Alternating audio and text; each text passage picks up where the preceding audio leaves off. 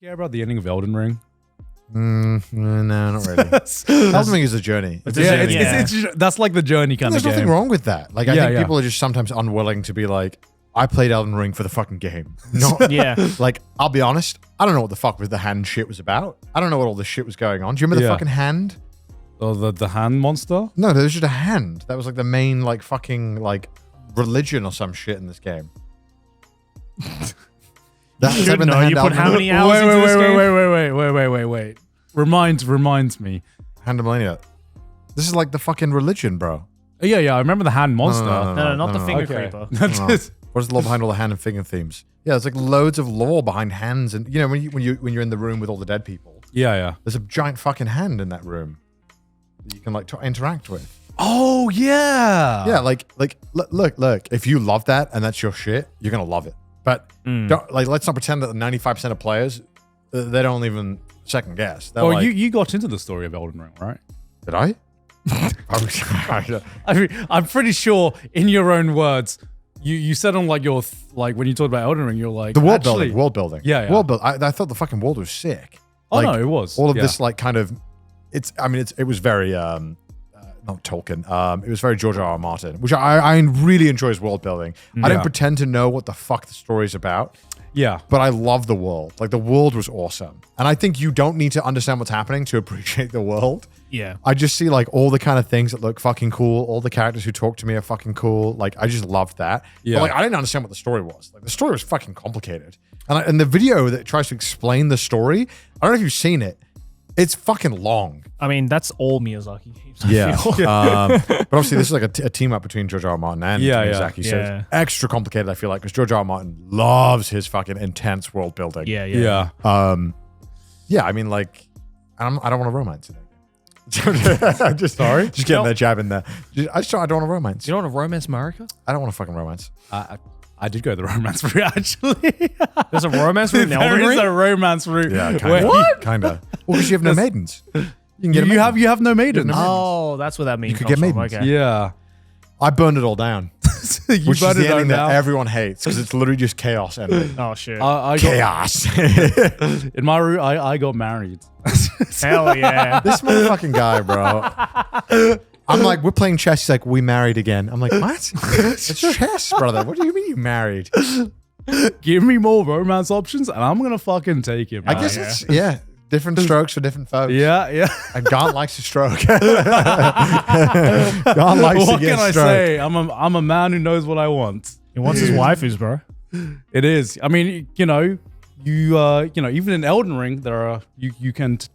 I guess it's not really romance, but whatever. No, just say it's a romance. It's romance. Yeah. You've literally put a ring on someone, If that isn't romance, that isn't romance, there is no romance. I don't know what romance is dead. Love is not romance, Khan. It is love. And it is the need of a bloodline. I don't know Elden Ring. I just like the game and I like the world. When are you playing the fucking DLC? I'm going to play it. By the time this episode's out, I hopefully will have played it.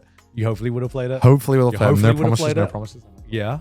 I want to try. Hopefully by the time you're watching this episode, I'm already an Elden God, whatever it's called. Hopefully by the time you watch this episode, I will also be an Elden God. I still need to play the DLC. Yeah, you should need to play the fucking... Don't fucking come at me when you haven't played the fucking DLC, mister. Look, you said you didn't want to play it, and I was just I did want to play it. I didn't want to fucking go through the bollocks again of getting to the... Because I started the New Game Plus like an idiot. You started New Game Plus? Yeah, because I thought it was done. I thought I was done. You not download like a save file? That's what I'm going to do. Yeah. Just download the fucking save file. That's what I'm going to do. Yo, this grog got me pissing, huh? I'm fucking shit. Any pisses in the comments? You're shit faced? I'm fucking... On 3 grogs? I'm a little bit shit faced. It's like I'm water. fucking shit faced. I don't drink that often, so... Look, it's the salad. I've only had a salad today. Yeah. I need to piss as well, though. Please continue. Yeah. Please continue. Okay. Let's talk more about Metaphor while he's gone. Oh, bro. Actually, speaking of which, fucking Persona 6 apparently is in the works, and it's going to come out soon. Bro, of course it's in the works. Right? What do you want to see? Always... Okay, as a Persona fan, what do you want to see in Persona 6? Is the question. Menus. Obviously. Tell me I'm wrong. Obviously. Tell me I'm wrong. Oh my god, I'm genuinely scared with like just how much Atlas's fucking UI game, like, we all play Persona 5 and you know, people who play that for the first time or never played a Persona game were like, oh my God, this is the most beautiful menu I've ever seen. Yeah. Persona 3 Reload comes out. Yeah. It's just like, wow, how did they make it even better? Metaphor comes out and I'm just like, whew, bruh. I'm scared. I it's going to get the menus of Persona 5, not going to lie. Really? Yeah. I mean, it's great. I preferred the story of Metaphor, but like I just feel like the aesthetic and the soundtrack of every other Persona game is like more iconic. Yeah. Like Shoji Meguro really tried. He got a fucking monk to just come out and just yeah. But I just feel like a fantasy soundtrack is just always gonna stand out less than the different soundtracks. Fucking jazz. Yeah. Well, it's jazz. It's Big like, band jazz. It's like Persona 3. I thought Persona 5 would be my favorite soundtrack of all time. And then I played Persona 3 Reload, and I'm like, holy shit. Persona 3 has the most amazing soundtrack out of any JRPG. It's so fucking good. And I don't know. I feel like my favorite Persona is always between Persona 3 and Persona 5. Persona 4 is always just that middle child where I'm like... You haven't played it, right? I have played it. Oh, yeah, I've played it. It's good. Yeah. It's good. It's good. Yeah. It's good. For at the time, Persona 4 had the best gameplay. Yeah. And then Persona 5 came out, and arguably, I prefer the gameplay of Persona 5, but that's just me. But I prefer the gameplay of yeah, Persona but 5. a lot of Persona fans will say that Persona 4 has the best gameplay out of all the Personas. But I'm genuinely scared that with just how much Atlas is just one-upping the UI game, that like, I don't know, Persona 6, maybe Persona 7, whenever that happens, it's just going to get to the point where the moment I open the menu, I'm just going to nut. Like, I'm like genuinely scared of like, how can you keep one-upping UI? I want to know what music Persona 6 has. That's what I'm most excited about.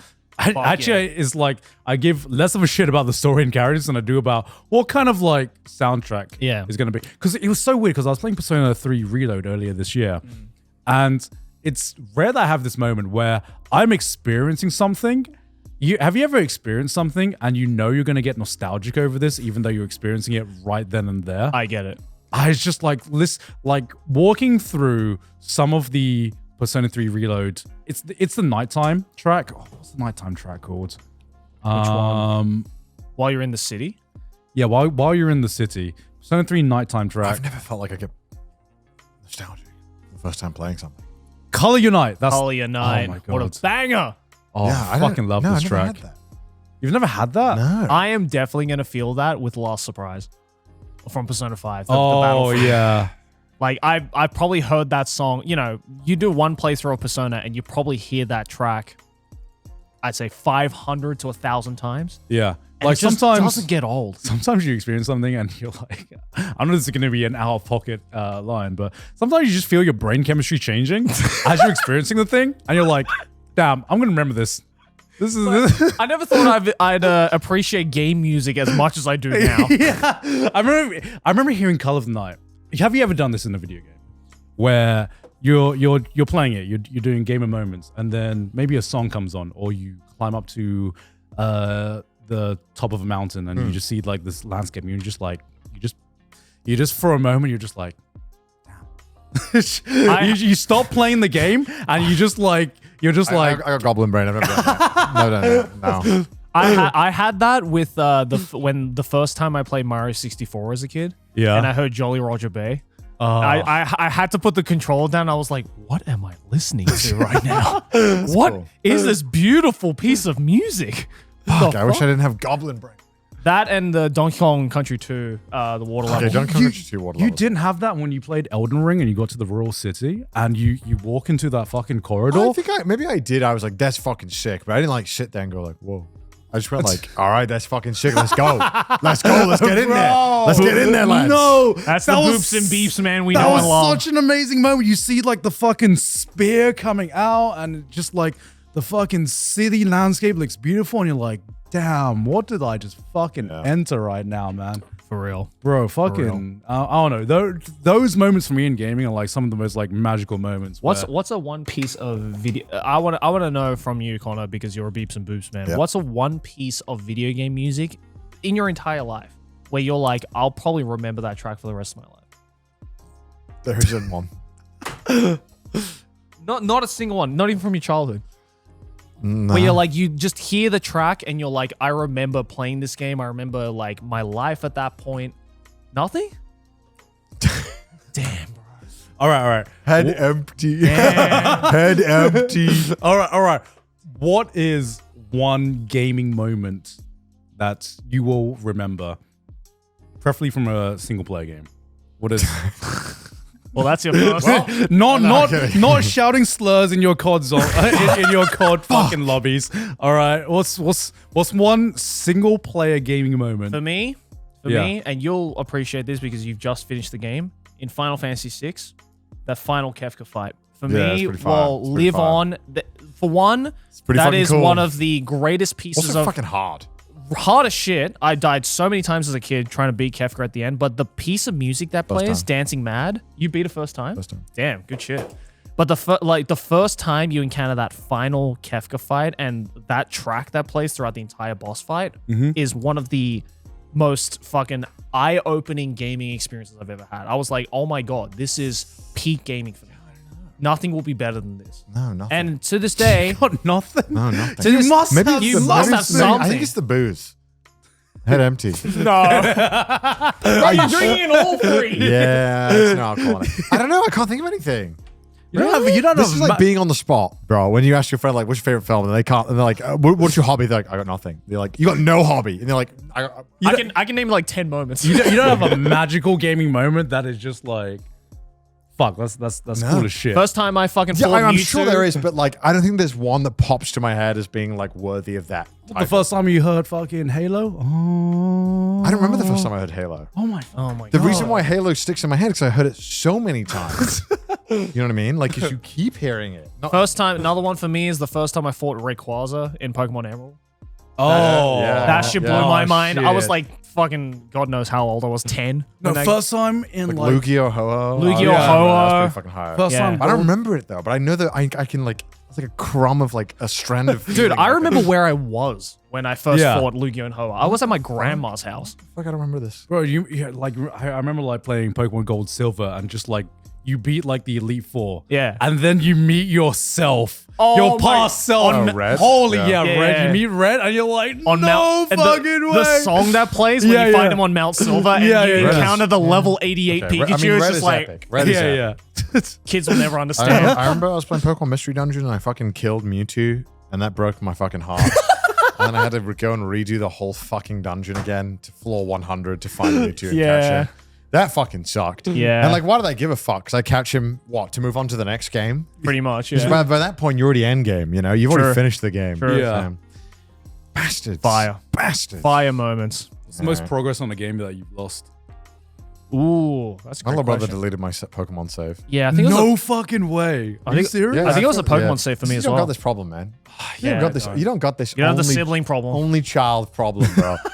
Look, your brother's deleting your shit is a normal occurrence. Okay, to be fair for me, the reason why I lost my progress is because I lost the game. Well, he just clicked new game. Oh no, for me, I maxed out the in-game timer on Pokemon Sapphire. Yeah, how many times about that? And I lost the fucking cartridge on a camping trip. Oh, I was playing it. I remember I was playing Pokemon Sapphire the entire car ride to the camping place, and I put down my Game Boy Advance, and I think I switched it out with another game because I wanted to play like Kirby or something, and I fucking lost. Ah, that fucking sucks. I'm just like, I literally had Guess I'll die. 999 hours on it. Yeah. I'm just like, I'm gonna kill myself. Remember the days of like memory cartridges? And I love the memory cartridges. Those are sick. sometimes, like when they get corrupted, Oh my that was God. like world ending. That only happened like one time to me though. But like you remember pretty that bad, one though. time. It was You pretty rem- bad. like when the memory card gets corrupted, you're like, But also, I think at that point I was so addicted to gaming, I was like, hell yeah, I get to do it all Start over again. I'm not a gamer because I have one life, but because I have many. So I would just go at it. Damn. That was the hype part, man. Just getting to redo that shit. What's the one game that you'd say you'd put the most amount of hours in? League of Legends.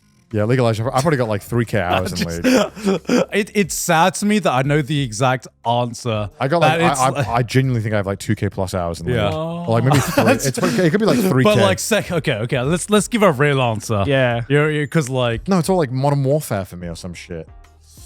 I'm getting outed as a toxic man. I don't like this. What was it for you? Single player game. Single player game, most hours. Most hours. Like in terms of not just like in a single sitting, but like maybe just like you've replayed it so many times. Yeah.